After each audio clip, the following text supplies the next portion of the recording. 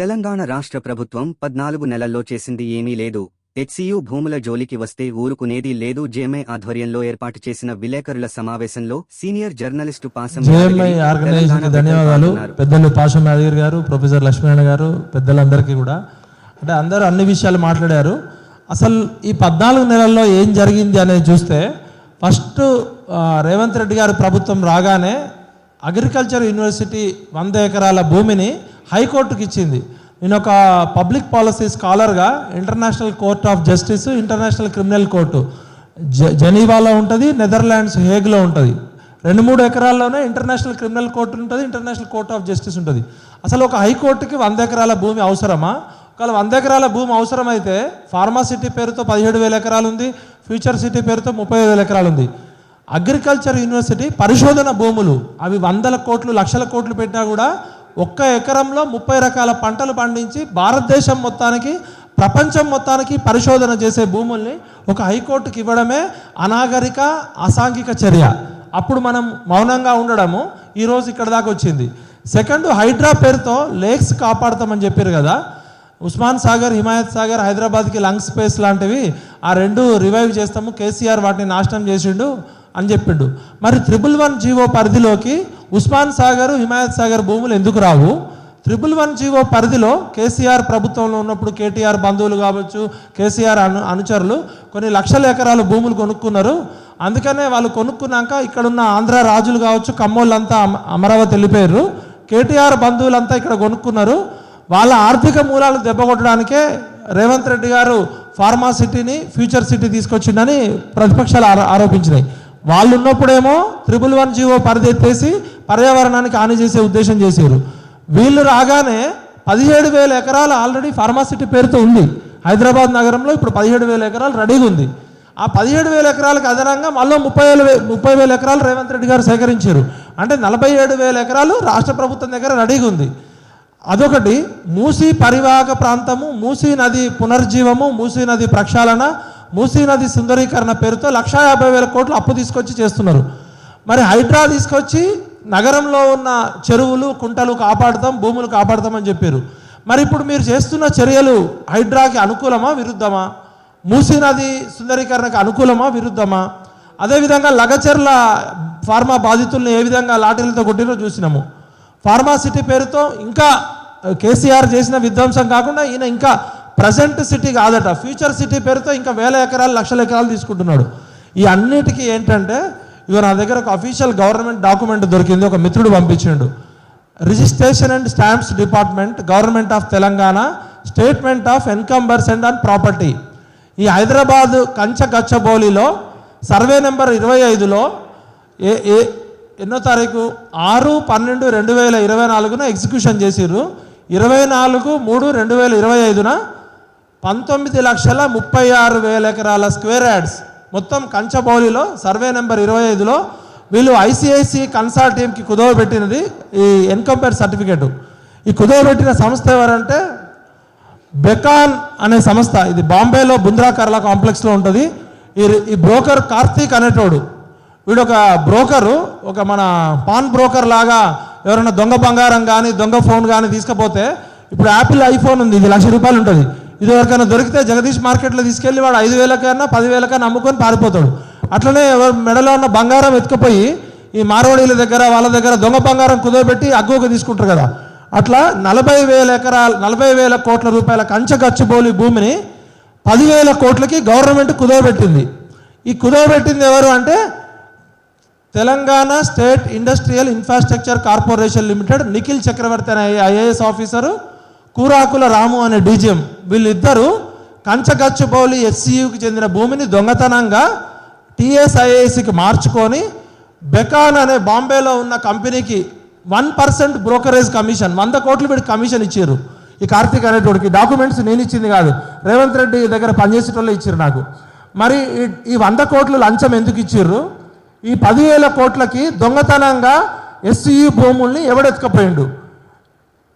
24-23 అసలు ఈ ఎస్సీయూకి ఈ భూములు ఎట్లా వచ్చినాయి అనేది చూస్తే 73-74 పార్లమెంట్ యాక్ట్ గెజిట్ ద్వారా ఇందిరాగాంధీ గారు ఇక్కడ 68లో ఆర్మీ వర్సెస్ స్టూడెంట్స్ పోరాటం జరిపితే భారతదేశానికి స్వాతంత్రం వచ్చినాక 369 మందిని ఆర్మీ చంపింది.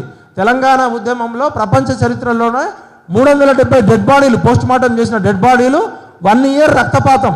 ఇందిరాగాంధీ ఉక్కుపాతంతో అణిచివేసిన తర్వాత హైదరాబాద్ నగరంలో చాలా సెంట్రల్ గవర్నమెంట్ ఇన్స్టిట్యూట్ ఇచ్చింది. ఆమె చేసిన రక్తాన్ని కడుక్కోవడానికి దాదాపు 75 సంస్థలు ఇచ్చింది. ఢిల్లీ తర్వాత అత్యధిక సెంట్రల్ ఇన్స్టిట్యూట్స్ హైదరాబాద్కి ఎందుకు వచ్చినాయంటే తెలంగాణ మూమెంట్లో మన పిల్లల్ని చంపిర్రు, కొన్ని వేల మంది మిస్సింగ్ కేసులు అయ్యారు. ఎన్ఐఆర్డి కానీ, సిసిఎంబి కానీ, ఎన్జిఆర్ఐ కానీ అట్లా చెప్పుకుంటూ పోతే యాదగిరి సార్కి తెలుసు. ఇన్ని సెంట్రల్ గవర్నమెంట్ ఇన్స్టిట్యూట్స్ రావడానికి కారణము తెలంగాణ మూమెంట్లో మన పిల్లల్ని చంపిన పాపం కడుక్కోవడము, హైదరాబాద్ జాగ్రఫికల్గా సెంటర్గా ఉండడం. దానిలో భాగంగా 73, 74లో 24, 23 అంటే 2423, 23, 24 ఎకరాలు ఇచ్చింది. మరి ఇప్పుడు 2400 ఎకరాలు దాదాపు సెంట్రల్ యూనివర్సిటీ భూములు మింగినోడు ఎవడు? చంద్రబాబు నాయుడా, రాజశేఖర్ రెడ్డా, కేసీఆరా, లేకపోతే ఎవరు? ఫస్ట్ ఆ దొంగలు 2400 ఎకరాల భూములు సెంట్రల్ యూనివర్సిటీకి చెందాల్సిందే. ఇప్పుడు కొంతమంది పిచ్చి తుక్లకు గాళ్ళు మాట్లాడుతున్నారు, అది ప్రభుత్వ భూమే.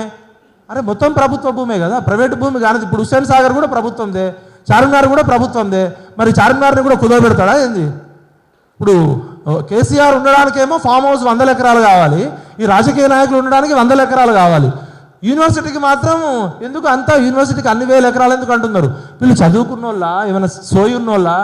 ఈ గుంపు మేస్త్రీలు, రియల్ ఎస్టేట్ బ్రోకర్లు, పాస్పోర్ట్ బ్రోకర్లను ముఖ్యమంత్రులు చేసుకుంటూ అట్లుంటుంది. ఆక్స్ఫర్డ్ యూనివర్సిటీ కానీ, కేంబ్రిడ్జ్ యూనివర్సిటీ కానీ, ఇలా భారతదేశంలో పంత్ గురుదాస్ యూనివర్సిటీ కానీ, ఒక్కొక్క యూనివర్సిటీకి ఉత్తరాఖండ్, ఉత్తరప్రదేశ్లో 5000 ఎకరాలు, 10,000 ఎకరాలు, 15,000 ఎకరాలు ఉంటుంది. సెంట్రల్ యూనివర్సిటీ అనేది భారతదేశంలోనే one of the top university. ప్రపంచంలో కంప్యూటర్ రీసెర్చ్కి సెంట్రల్ యూనివర్సిటీ మ్యాథమెటిక్స్ డిపార్ట్మెంట్లో జరిగిన 0-1 బైనరీ కోడింగ్ అనే దాని ద్వారా పూణేలో సీడాక్ అనే పరం కంప్యూటర్ సూపర్ కంప్యూటర్ తయారు చేసింది. కంప్యూటర్ తయారు చేయడానికి మ్యాథమెటిక్స్ 0-1 అనేది చాలా ఇంపార్టెంట్. ఫండమెంటల్ రీసెర్చ్ అంతా మన సెంట్రల్ యూనివర్సిటీ మ్యాథమెటిక్స్ డిపార్ట్మెంట్లో జరిగింది. సెంట్రల్ యూనివర్సిటీ కెమిస్ట్రీ డిపార్ట్మెంట్ అనేది ప్రపంచంలో top research department. Central university mass communication department అనేది భారతదేశంలో టెలివిజన్ రీసెర్చ్కి ఇంపార్టెంట్. అట్లా చెప్పుకుంటూ పోతే సెంట్రల్ యూనివర్సిటీ ఇండియాలో టాప్ 5లో ఉంది, కొన్ని రంగాల్లో వరల్డ్ టాప్లో ఉంది. అట్లాంటి సెంట్రల్ యూనివర్సిటీకి ఇంకా న్యాయం చేయాల్సింది పోయి అప్పటి వీసీ గారు ఆ 2400 ఎకరాల చుట్టూ గోడ కట్టిండు. మరి అప్పటి వీసీకి తెలియదు ఇలాంటి గుంపు మేస్త్రి లాంటి పాస్పోర్ట్ బ్రోకర్లు ముఖ్యమంత్రులు అయ్యి సెంట్రల్ యూనివర్సిటీ భూములు కూడా మింగుతారని తెలియదు. గుంట నక్కల ఎవడరా గుంట నక్కలు? మీరు పందికొక్కులు. సెంట్రల్ యూనివర్సిటీ భూముల్ని మింగడానికి వచ్చిన మీరు పందికొక్కులు. మీకు చదువు లేదు, సంస్కారం లేదు. ఓటుకు నోటు కేసులో ఏదో ఎలక్షన్లప్పుడు సారానో మందు పంచి మీరు ఎమ్మెల్యేలు అయ్యి విర్రవీగుతున్నారు. కర్రు కాల్చి బాధ పెడతాం బిడ్డ ఏమనుకుంటున్నారో. అసలు మీకేం హక్కుందిరా? తెలంగాణ ఉద్యమంలో లాఠీ దెబ్బలు తిన్నారా? మీకు ఏమైనా త్యాగం తెలుసా, తెగింపు తెలుసా? అంటే తెలంగాణ ప్రజలు మౌనంగా ఉన్నారు కానీ రెచ్చిపోతే బిడ్డ ఖబర్దార్. దీనికి సమాధానం ఎవరు చెప్పాలి? రేవంత్ రెడ్డి చెప్తాడా? సెంట్రల్ యూనివర్సిటీ ఆస్తుల్ని కుదవబెట్టే హక్కు ఎవరికి ఇచ్చిండు? ఏ ప్రభుత్వం ఇచ్చింది? కేంద్ర ప్రభుత్వం ఆస్తి అయితే మొత్తం కుదవబెడతావా? ఇలా హైదరాబాద్లో కేంద్ర ప్రభుత్వ ఆస్తులు 1,00,000 ఎకరాలు ఉన్నాయి, మరి కుదవబెడతావా? ఇలా సిసిఎంబి కూడా రిజిస్ట్రేషన్ చేసుకోకపోవచ్చు. అంటే కేంద్ర ప్రభుత్వం వేరు, రాష్ట్ర ప్రభుత్వం వేరు. ఇంకేమంటారట? ఎకో పార్క్ పెడతారట ఈ మొక్కలు. ఈ మార్చి 4వ తారీఖు సుప్రీంకోర్టు అన్ని రాష్ట్ర ప్రభుత్వాలకు ఒక గైడ్లైన్స్ ఇచ్చింది. ఏమని గైడ్లైన్స్ ఇచ్చిందంటే నగరీకరణ పెరుగుతుంది, అర్బన్ జంగల్స్ కాంక్రీట్ జంగల్స్ అవుతున్నాయి, ఆక్సిజన్ తగ్గిపోతుంది, వీలైనంత వరకు నగరాల్లో ఆక్సిజన్ శాతం పెంచండి, లేకులు పెంచండి అని చెప్పి మార్చి 4న సుప్రీంకోర్టు ఒక గైడ్లైన్స్ ఇస్తే మార్చి 15న సిఎస్ శాంతకుమారి ఆధ్వర్యంలో ఒక కమిటీ ఏర్పడ్డది. సిఎస్ శాంతకుమారి గారు షేమానియు ఒక యూపీఎస్సీ సివిల్ సర్వీస్ అభ్యర్థి అయ్యండి, ఒక చీఫ్ సెక్రటరీ అయ్యండి. ఆ సుప్రీంకోర్టు గైడ్లైన్స్ పాటించకపోగా ఆ కమిటీలో ఎవరెవరు ఉండాలంటే ఎన్విరాన్మెంట్ ఎక్స్పర్ట్స్ ఉండాలి, ఫారెస్ట్ ఎక్స్పర్ట్స్ ఉండాలి, ఎకాలజీ ఎక్స్పర్ట్స్ ఉండాలి, ఆంథ్రోపాలజీ ఎక్స్పర్ట్స్ ఉండాలి, సోషియాలజీ ఎక్స్పర్ట్స్ ఉండాలి. ఒక్క ఎక్స్పర్ట్స్ లేరు. సుప్రీంకోర్టు గైడ్లైన్స్ని శాంతకుమారి గారు తుంగలో తొక్కింది. మార్చి 4వ తారీఖు ఇచ్చింది సుప్రీంకోర్టు గైడ్లైన్స్, అన్ని ప్రభుత్వాలకు ఇచ్చింది. మన అదృష్టం బాగుండి ఆయన ఎమికస్ క్యూరీ, సుప్రీంకోర్టుకి ఎమికస్ క్యూరీ పరమేశ్వరన్ గారు ఇక్కడ జరుగుతున్న విధ్వంసాన్ని ఇమీడియట్గా జస్టిస్ గవాయికి జస్టిస్ చెప్పడంతో ఇమీడియట్గా సాయంత్రం 3:30 గంటలుగా చేయమంది. హైకోర్టు తప్పు కూడా ఉంది. హైకోర్టు 10 రోజులు ఆగమన్నది. 10 రోజులు ఆగమంటే వీళ్ళు 3 రోజుల్లో 100 ఎకరాలు కొట్టేసిర్రు. అంటే హైకోర్టు జడ్జీలు కూడా మిలాఖత్ అయ్యారా? ఏం చేస్తున్నారు మీరు? వ్యవస్థలన్నీ నాశనం చేస్తున్నారా? Shame on you mister Revanth Reddy and mister Rahul Gandhi. How dare you to? ఇది ప్రజల ఆస్తి, ప్రభుత్వ ఆస్తి అంటే ప్రజల ఆస్తి. ఒక బాంబేలో ఉన్న ఒక బ్రోకర్కి 100 కోట్లు లంచం ఇచ్చి ఏ విధంగా మా 40,000 కోట్ల ఆస్తిని 10,000 కోట్లకు కుదవబెడతావు? ఈ డాక్యుమెంట్స్ మొత్తం మీడియాకి ఇవ్వాలి.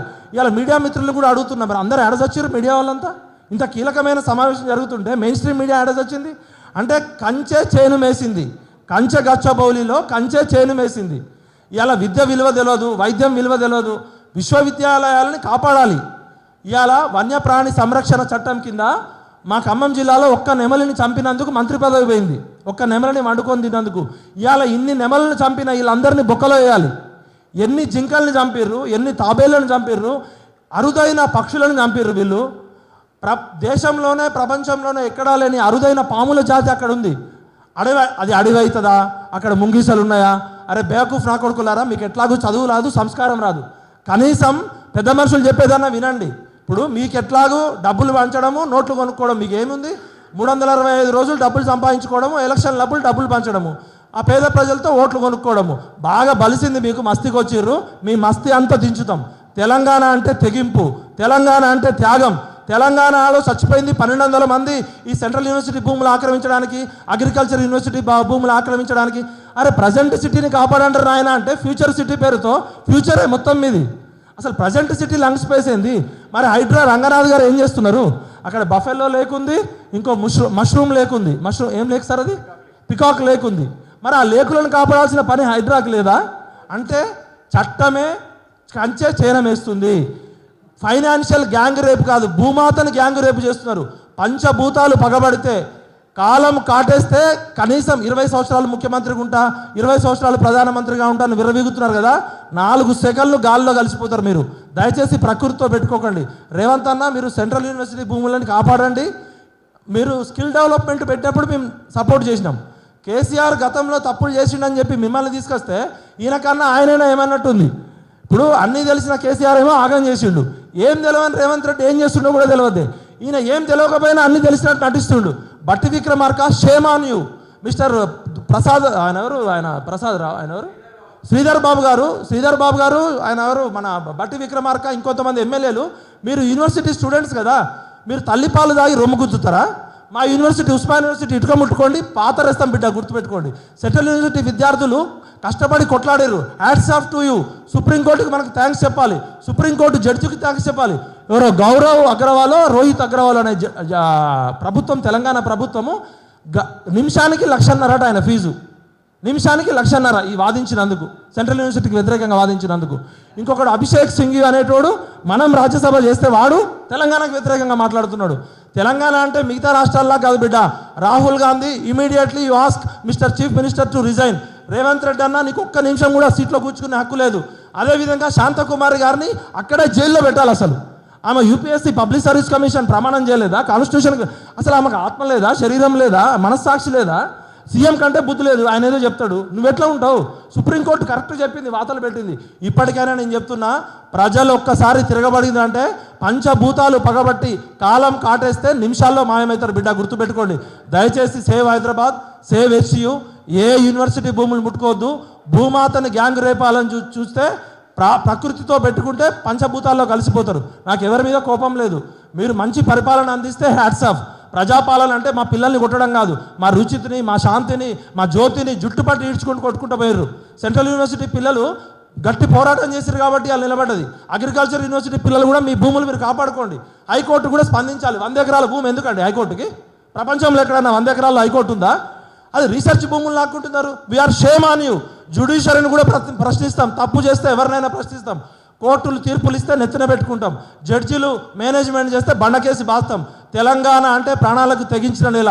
ప్రాంతం వాడు మోసం చేస్తే ప్రాంతంలోనే పాతరేస్తాం. ప్రాంతేతరుడు మోసం చేస్తే ప్రాంతం నుంచి తరిమి కొడతాం. ఖచ్చితంగా మరో ఉద్యమం వస్తుంది. రాహుల్ గాంధీ గారు, ఇమీడియట్గా మీరు ముఖ్యమంత్రితో క్షమాపణ చెప్పించండి. ఏ విధంగా అయితే మీరు మా 400 ఎకరాల్లో వన్యప్రాణుల్ని చంపిర్రో, మీరు రాహుల్ గాంధీ గారు రావాలి, ప్రియాంక గాంధీ గారు రావాలి, తెలంగాణ ప్రజలకి క్షమాపణ చెప్పాలి. ఈ బ్రోకర్లు, ఈ 10,000 కోట్ల స్కామ్ బయట పెట్టాలి. వీళ్ళందరినీ బొక్కలో వేయాలి. జై తెలంగాణ. ఈ అవకాశం కల్పించిన జేఎంఐ కార్యకర్తలకి, పాశం యాదగిరి గారికి, లక్ష్మీనారాయణ గారికి, మా అన్నలందరికీ పాదాభివందనాలు. జై Telangana, save Telangana, save HCU. Thank you అన్న. మా ఒక్క వీటలన్న గొంతు ఎట్లా ఉందో మొత్తం తెలంగాణ యూత్ ఒక్కసారి తిరగబడితే ఎట్లుంటుందో ఇక మీరే తెలుసు.